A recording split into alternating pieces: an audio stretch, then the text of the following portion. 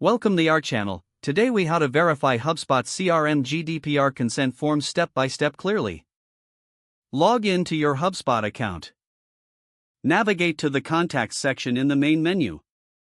Select Forms from the drop-down options. Find the GDPR consent form you want to verify.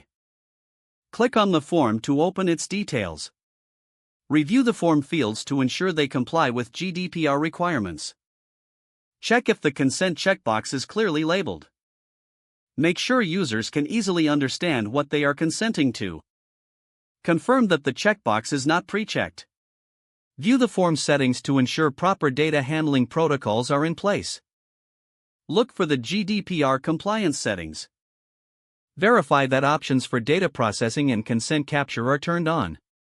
Test the form by filling it out as a new contact. Submit the form and check for a confirmation message. Access the Contacts section again. Search for the newly created contact.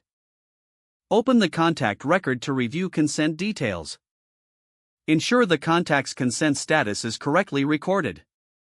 Check if the contact can easily revoke consent through your processes. Document any issues or inconsistencies you find. Make necessary adjustments to the form or settings based on your findings. Repeat the process periodically to ensure ongoing compliance.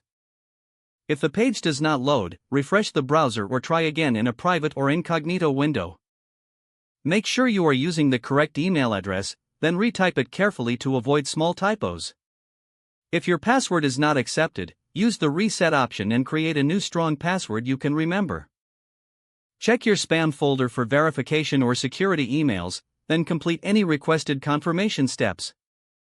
Enable two-factor authentication if available to improve account security and reduce unauthorized access risk. After signing in, review your profile details so your contact information and settings are accurate and current. Don't forget to like this video and subscribe to our channel for more step-by-step tech guides.